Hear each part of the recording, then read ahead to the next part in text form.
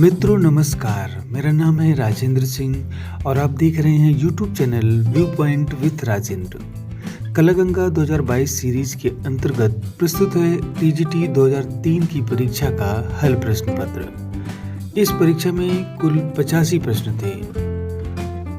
मित्रों, चैनल को सब्सक्राइब करने के साथ ही अपने विचारों को कमेंट बॉक्स में जरूर लिखें। साथ ही यह भी बताएं कि आप कहां से ये चैनल देख रहे हैं। तो फिर आइए प्रश्नों को हल करते हैं। पहला प्रश्न है, परली आंख किस शैली के चित्रों की विशेषता है? तो इसका सही उत्तर होगा अपभ्रंश शैली की विशेषता है। परली आंख चेहरे की सीमांत रेखा से बाहर निकली हुई बनाई जाती है। ऐसे लगता है जैसे आंखों को अलग से लगाया गया है और आंखों में थोड़ा सा उग्रता का भी भाव झलकता है। अगला प्रश्न है, पाल शैली के चित्रों का प्रमुख विषय क्या है? तो इसका सही उत्तर है बौद्ध।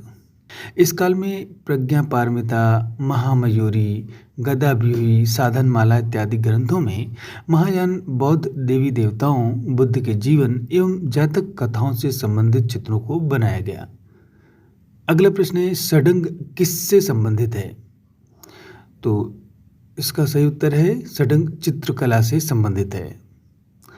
पंडित यशोधर ने 11वीं सदी में कामसूत्र की टीका जयमंगला नाम से प्रस्तुत की थी और कामसूत्र के प्रथम अधिकरण के तीसरे अध्याय की टीका करते हुए यशोधर ने चित्रकला के 6 अंगों को बताया था।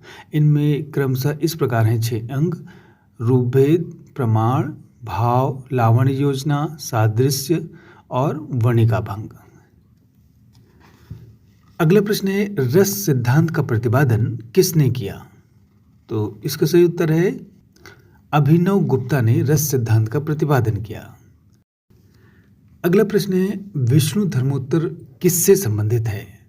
तो इसका सही उत्तर है चित्रकला और मूर्तिकला से। विष्णु धर्मोत्तर में चित्रकला, मूर्तिकला और वास्तुकला तीनों का विवेचन मिलता है, क्योंकि इन तीनों का प्राचीन काल में पृथक महत्व नहीं था। अगले प्रश्न है, एक सफल शैक्षणिक पाठ्यक्रम में किसका महत्व है? तो इसका सही उत्तर है ऑप्शन नंबर 1, एक सफल शैक्षणिक पाठ्यक्रम में कला का महत्व है। अगला प्रश्न है कि अपभ्रंश शैली के चित्रों का क्या विषय है? तो इसका सही उत्तर है ऑप्शन नंबर 1, जैन। यानी कि अपभ्रंश शैली के जो चित्रों का विषय है वो जैन धर्म से संबंधित है और इस शैली के जो चित्र हैं वे श्वेतांबर जैन धर्म से संबंधित ग्रंथों जैसे कि निशीथ चूर्णी, कथा सरित सागर, नेमिनाथ चरित्र, संग्रहणीय सूत्र जैसे और कल्पसूत्र आदि के चित्रों को बनाया गया है। अगला प्रश्न है, षडंग सिद्धांत किस ग्रंथ में है? तो इसका सही उत्तर है ऑप्शन नंबर 4, जयमंगला। यानी कि जयसिंह प्रथम की सभा के राजपुरोहित पंडित यशोधर ने 11वीं सदी में कामसूत्र की टीका जयमंगला के नाम से प्रस्तुत की। अगला प्रश्न है, निम्नलिखित में से चित्रकला से क्या संबंधित नहीं है? तो इसका सही ऑप्शन है ऑप्शन नंबर 4, लिपि। लिपि का संबंध लेखन से है, जबकि रूप, प्रमाण और भाव का संबंध चित्रकला के अंगों से संबंधित है। अगला प्रश्न है, चित्र में कितने रस दिखाई देते हैं? तो इसका सही उत्तर है ऑप्शन नंबर 1, 9 रस दिखाई देते हैं। अभिनव गुप्त के अनुसार चित्र में 9 रस दिखाई देते हैं, जो इस प्रकार हैं जैसे कि श्रृंगार, हास्य, करुण, वीर, रौद्र, भयानक, विभत्स, अद्भुत और शांत रस। अगला प्रश्न है, किसी संरचना के प्रमुख 2 तत्व क्या हैं? तो इसका सही उत्तर रहेगा ऑप्शन नंबर 1, रूप और स्थान। यानी कि किसी भी संरचना के प्रमुख 2 तत्व रूप और स्थान हैं। अगला प्रश्न है, मूल रंग कौन से हैं? तो इन 4 ऑप्शनों में पहला ऑप्शन सही है। किसी भी पदार्थ के मूल 3 रंग होते हैं, जैसे कि लाल, पीला और नीला। अगला प्रश्न है, आरंभिक ग्रंथ चित्र किस पर बने हैं? तो इसका सही उत्तर है ताड़पत्रों पर। प्रारंभ में जो चित्रों को ताड़पत्रों पर बनाया गया और इसमें देवनागरी लिपि में सुंदर और कटे कटे छापे के समान अक्षरों को लिखा भी गया है। और कुछ पोथियों में काली पृष्ठभूमि पर जो लिखा गया है वो सफ़ेद रंग से लिखा गया है और बीच में चौकोर स्थान पर महादेवी देवताओं या बुद्ध के जीवन से संबंधित चित्रों को बनाया गया है। अगला प्रश्न है कि अजंता की चित्रकला किस प्रकार की चित्रकला के उदाहरण है? तो इसका सही उत्तर है फ्रेस्को। अजंता की चित्रकला में फ्रेस्को तकनीक का इस्तेमाल किया गया है और ये भारत के सबसे पुराने फ्रेस्को विधि के साक्ष्य हैं। अगला प्रश्न है कि बादामी किस प्रदेश में है? तो इसका सही उत्तर है कर्नाटक में। बादामी कर्नाटक के बागलकोट जिले में स्थित है और यह बादामी पहाड़ी यानी कि अगस्त झील के तट पर स्थित है। अगला प्रश्न है रज्मनामा के चित्र किससे संबंधित हैं? तो इसका सही उत्तर है ऑप्शन नंबर 2 महाभारत। महाभारत का फारसी भाषा में अनुवाद रज्मनामा के नाम से अब्दुल कादिर बदायूनी ने किया था। अगला प्रश्न है मुगल चित्रों में सर्वश्रेष्ठ छवि किसके समय की है? तो इसका सही उत्तर है ऑप्शन नंबर 4 जहांगीर के समय। मुगल चित्रों में सर्वश्रेष्ठ छवि जहांगीर के समय की बनाई गई है और इसमें मुगल शैली का चरमोत्कर्ष काल भी जहांगीर के समय को माना जाता है और इस समय व्यक्ति चित्रों को भारी मात्रा में बनाया गया। अगला प्रश्न है मुगल काल के श्रेष्ठ पशु पक्षी चित्र किसके काल में बने हैं? तो इसका सही उत्तर है ऑप्शन नंबर 3 जहांगीर। मुगल काल के श्रेष्ठ पशु पक्षी चित्र जहांगीर शासनकाल में बनाए गए। जहांगीर को पशु पक्षियों तथा पुष्पों के चित्र बनवाने का बहुत शौक था और इनके समय का जो प्रसिद्ध चित्रकार मंसूर था वो पशु पक्षियों के चित्र बनाने में सिद्धस्त कलाकार था। अगला प्रश्न है कि मुगल चित्रकला में हिंदू वेश्यों का पोषक कौन था? तो इसका सही उत्तर है ऑप्शन नंबर 2 अकबर। अकबर ने अनेक हिंदू महाकाव्यों जैसे कि महाभारत, रामायण, रसिक प्रिया, योग वशिष्ठ इत्यादि पर बहुसंख्यक चित्रों का निर्माण करवाया। अगला प्रश्न है मुगल सुंदरी का चित्र किसके समय में बना? तो इसका सही उत्तर है ऑप्शन नंबर 2 शाहजहां। मुगल सुंदरी का चित्र शाहजहां के समय में बना और वर्तमान में यह चित्र वाराणसी के भारत कला भवन में सुरक्षित है। अगला प्रश्न है बनी ठनी का चित्र किस शैली में बना है? तो इसका सही उत्तर है ऑप्शन नंबर 3 राजस्थानी शैली में। बनी ठनी का चित्र राजस्थान की किशनगढ़ शैली में बनाया गया है। इसे कला जगत में भारतीय मोनालिसा की उपमा दी जाती है। बनी ठनी के इस छवि चित्र को 1750 ईस्वी में निहाल चंद्र चित्रकार ने बड़ी ही खूबसूरती से बनाया। अगला प्रश्न है शिकार के चित्र किस शैली में सबसे अधिक बने हैं? तो इसका सही उत्तर है मुगल शैली में। शिकार के चित्र मुगल शैली में सबसे अधिक बने हैं। वैसे मुगल शैली के पश्चात अगर देखा जाए तो सबसे ज़्यादा शिकार के चित्र कोटा शैली में देखने को मिलता है। अगला प्रश्न है राग रागनियों का अंकन किस शैली में सर्वाधिक हुआ है? तो इसका सही उत्तर है ऑप्शन नंबर 4 राजस्थानी शैली। रागमाला के आरंभिक चित्र बूंदी शैली के अंतर्गत 1591 ईस्वी में बनाए गए और इसके पश्चात रागमाला के चित्र मेवाड़ शैली में राणा अमर सिंह के समय में भी बनाए गए। अगला प्रश्न है नारी अंकन का सुंदर चित्रण किस शैली में है? तो इसका सही उत्तर है ऑप्शन नंबर 1 पहाड़ी शैली में। नारी अंकन का सुंदर चित्रण पहाड़ी शैली में देखने को मिलता है। अगला प्रश्न है 12 मासा के चित्र किससे संबंधित हैं? तो इसका सही उत्तर है ऑप्शन नंबर 1 ऋतु से। पहाड़ी शैली में ऋतु चित्रों की अधिकता देखने को मिलती है। अगला प्रश्न है संगीत से संबंधित चित्रों को क्या कहते हैं?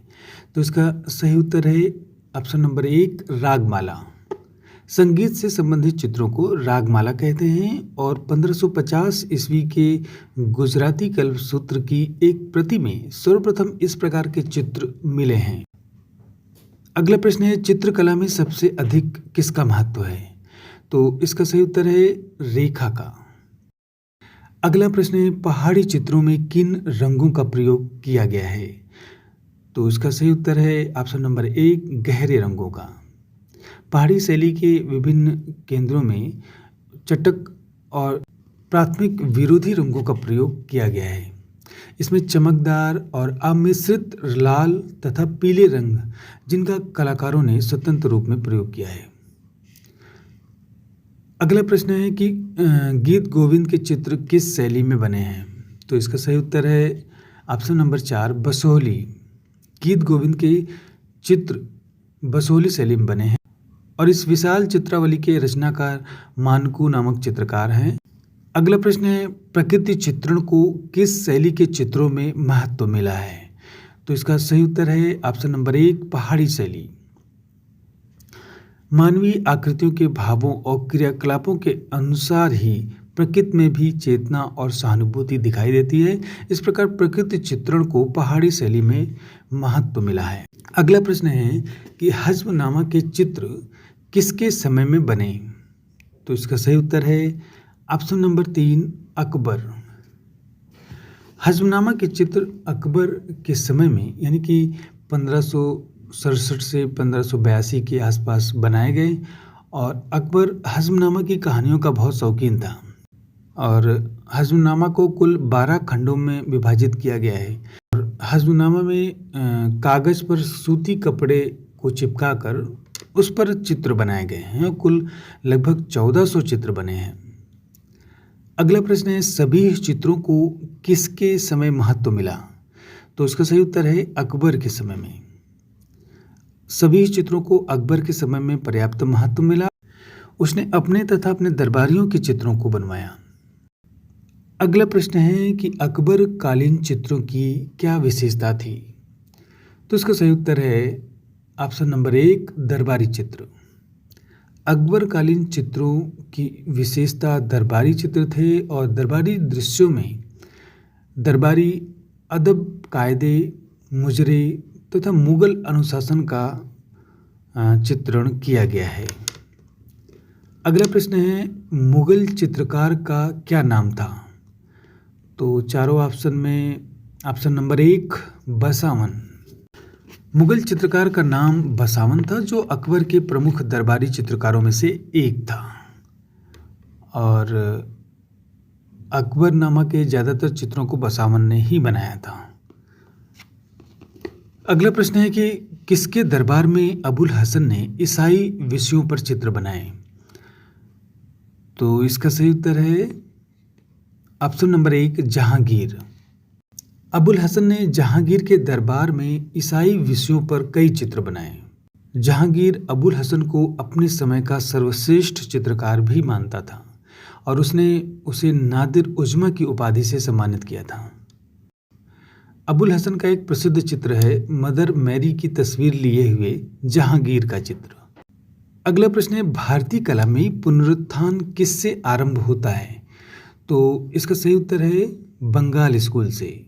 भारतीय कला में पुनरुत्थान बंगाल स्कूल से आरंभ होता है और इस पुनर्जागरण तथा कला उत्थान के आंदोलन को अग्रसर करने में अवनींद्रनाथ टैगोर का महत्वपूर्ण योगदान है। अगला प्रश्न है, सबसे अधिक कृष्ण लीला के चित्र किस शैली में बने हैं? तो इसका सही उत्तर है पहाड़ी शैली में। कृष्ण के प्रेम और श्रृंगार की भावना पहाड़ी कलाकारों का एक मुख्य विषय हुआ करता था। कृष्ण को प्रतीक मानकर बहुत सारे चित्रों का निर्माण किया गया। अगला प्रश्न है, संसार चंद के चित्र किस शैली में बने हैं? तो इसका सही उत्तर है पहाड़ी शैली। संसार चंद के चित्र पहाड़ी शैली यानी कांगड़ा शैली में बनाए गए हैं।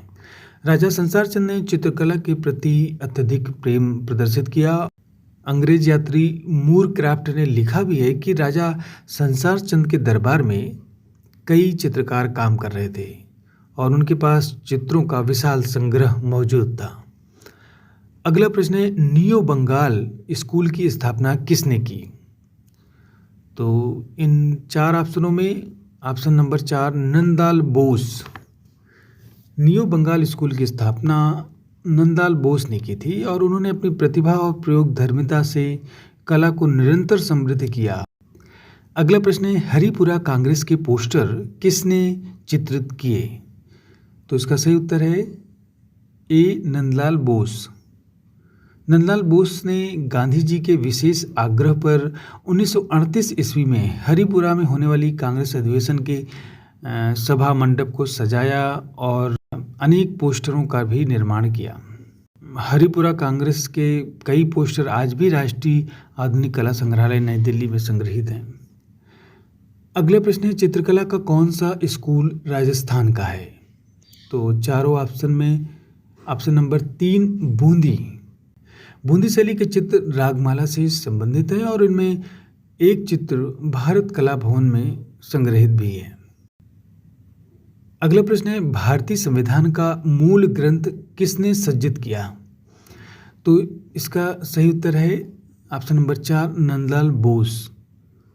भारतीय संविधान का जो मूल ग्रंथ है तो उसे नंदलाल बोस ने चित्रित किया।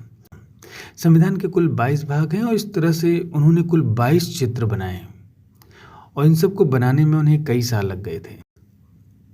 अगला प्रश्न है, अमृता शेरगिल ने कहाँ शिक्षा पाई? तो इसका सही उत्तर है पेरिस में। अमृता शेरगिल ने पेरिस में अपनी कला शिक्षा को प्राप्त किया था और फ्रांस में रहते हुए उन्होंने प्रसिद्ध चित्रकार गागिन और सेजान के काम को देखकर काफ़ी प्रभावित हुई थी। अगले प्रश्न है, भारत माता किसने चित्रित किया? तो इसका सही उत्तर है ऑप्शन नंबर 3 एम.एफ. हुसैन और यह हुसैन का सबसे विवादित चित्र माना जाता है। अगला प्रश्न है कि राजा रवि वर्मा कहाँ के हैं? तो इसका सही उत्तर है केरल के। राजा रवि वर्मा का जन्म 29 अप्रैल 1848 ईस्वी में केरल के किलिमन्नूर गांव में हुआ था। अगला प्रश्न है, चित्रों में चटक रंगों का प्रयोग किसने किया? तो इसका सही उत्तर है ऑप्शन नंबर 1 जामिनी राय। चित्रों में चटक रंगों का प्रयोग जामिनी राय ने किया था और उन्होंने कलकत्ता के काली घाट के पटचित्रों से इसकी प्रेरणा ली थी। अगला प्रश्न है, नोबेल पुरस्कार किसे दिया गया? तो इसका सही उत्तर है ऑप्शन नंबर 1 रविंद्रनाथ टैगोर। गुरुदेव रविंद्रनाथ टैगोर को उनकी विश्व प्रसिद्ध रचना गीतांजलि के लिए 1913 ईस्वी में नोबेल पुरस्कार दिया गया था। साहित्य के क्षेत्र में नोबेल जीतने वाले वे प्रथम भारतीय ही नहीं थे बल्कि प्रथम एशियाई भी थे। अगला प्रश्न है, लाल रंग किसका प्रतीक है? तो इसका सही उत्तर है डी पराक्रम। लाल रंग सर्वाधिक उत्तेजक एवं आकर्षक है। यह सक्रिय और आक्रामकता का प्रतीक है।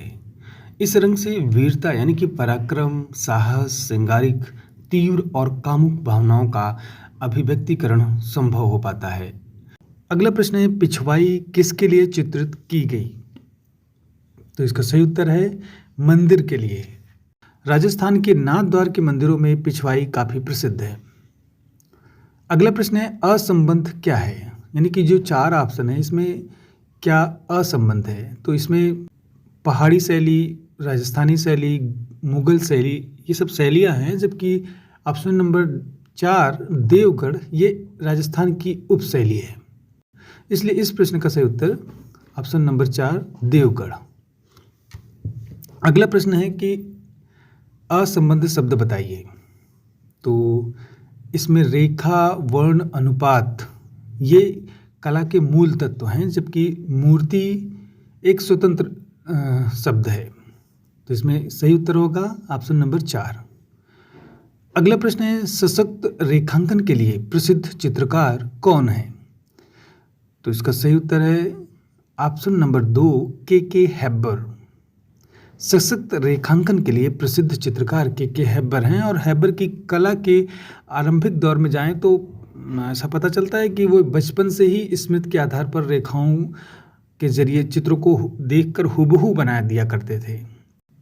अगला प्रश्न है, एन.एस. बेंद्रे का शिष्य कौन नहीं था? तो इन 4 ऑप्शनों में option number 1 K S. Kulkarni M S. Bendre के शिष्य नहीं थे। के.एस. कुलकर्णी एन.एस. बेंद्रे के समकालीन थे, जबकि शांति दवे, जी.आर. संतोष, गुलाम शेख ये तीनों एन.एस. बेंद्रे के शिष्य थे।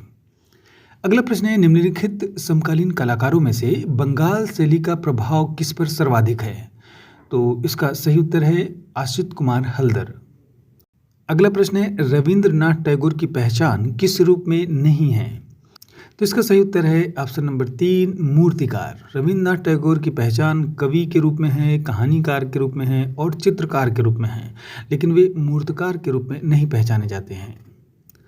अगला प्रश्न है कि कौन सा चित्रकार लोक चित्रों से प्रभावित था? तो इसका सही उत्तर है जामनी राय।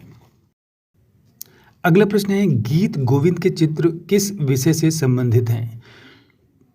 तो इसका सही उत्तर है प्रेम। गीत गोविंद के चित्र प्रेम से संबंधित है। अगला प्रश्न है, भित्ति चित्र कहाँ मिलते हैं? तो इसका सही उत्तर है देवगढ़ में। अगला प्रश्न है, भारतवर्ष में सर्वप्रथम तैल चित्रण करने का श्रेय किस कलाकार को जाता है? तो इसका सही उत्तर है राजा रवि वर्मा। भारतवर्ष में सर्वप्रथम तैल चित्रण का श्रेय राजा रवि वर्मा को जाता है और तैल चित्रण का प्रशिक्षण इन्होंने एक अंग्रेज चित्रकार थे थियोडोर जेन्सन से लिया था। अगला प्रश्न है, क्षितेंद्रनाथ मजूमदार की चित्रण शैली को निम्न में से कौन सी संज्ञा दी जाती है? तो इसका सही उत्तर है 2 नंबर ऑप्शन जल रंग। क्षितेंद्रनाथ मजूमदार बंगाल स्कूल के कलाकार हैं और इन्हें संत चित्रकार के रूप में जाना जाता है। अगला प्रश्न है, प्रागैतिहासिक चित्र क्या है? तो इसका सही ऑप्शन है ऑप्शन नंबर 2 गुहा चित्र है। प्रागैतिहासिक कालीन गुफा की दीवारों पर आदि मानवों ने चित्रों को उकेरा था। इसमें लाल, काले, पीले और सफ़ेद रंग के चित्र बनाए गए थे। अगला प्रश्न है, भीमबेटका में कौन से चित्र हैं? तो इसका सही उत्तर है कि प्रागैतिहासिक कालीन चित्र हैं। भीमबेटका के शैल चित्रों की खोज उज्जैन के प्रोफेसर वी.एस. वाकड़कर ने की थी। अगला प्रश्न है, प्रागैतिहासिक चित्रों के विषय क्या हैं? तो इसका सही उत्तर है ऑप्शन नंबर 4 पशु, मानव, पक्षी। यानी कि प्रागैतिहासिक जो चित्रों के विषय थे वे जैसे पशुओं के शिकार के दृश्य हैं, कुछ मानव द्वारा नृत्य करते दृश्य हैं और पक्षियों के चित्र उकेरे गए हैं गुफा के दीवारों पर। अगला प्रश्न है, अधिकांश प्रागैतिहासिक चित्रों के रंग क्या हैं? तो इसका सही उत्तर है ऑप्शन नंबर 1 गेरुआ। यानी कि अधिकांश जो भी प्रागैतिहासिक चित्र थे जो गुफाओं की दीवारों पर बनाए गए वे गेरुए रंग के थे और इसमें रामरज, खड़िया और रासायनिक रंगों में अगर देखा जाए तो कोयले का भी प्रयोग किया गया था। अगला प्रश्न है, पंचमढ़ी किस प्रदेश में स्थित है? तो इसका सही उत्तर है कि पंचमढ़ी मध्य प्रदेश में स्थित है और ये एक मध्य प्रदेश का हिल स्टेशन है और पंचमढ़ी अपने शैल चित्रों के लिए काफ़ी प्रसिद्ध है। अगला प्रश्न है, मिर्ज़ापुर किन चित्रों का कला केंद्र है? तो इसका सही उत्तर है प्रागैतिहासिक चित्रों के लिए। मिर्ज़ापुर की जो गुफाएं हैं वो कैमूर की पहाड़ियों में स्थित हैं और लगभग 100 से अधिक गुफा चित्रों की पहचान हुई है, जिनमें कि आखेट के दृश्य, पशु, नर्तक वादन के दृश्य प्राप्त हुए हैं। अगला प्रश्न है, अधिकांश प्रागैतिहासिक चित्र कहाँ मिलते हैं? तो इसका सही उत्तर है गुफाओं में। अगला प्रश्न है, प्रागैतिहासिक चित्रों में किसका महत्व है? तो इसका सही उत्तर है रेखा का, क्योंकि आदि मानव ने गुफा की दीवारों पर रेखांकन किया था। गिरवे या कोयले से रेखा चित्र बनाया करते थे। अगला प्रश्न है, प्रारंभिक नृत्यांगना की मूर्ति कहाँ से प्राप्त हुई है? तो इसका सही उत्तर है मोहनजोदाड़ो से।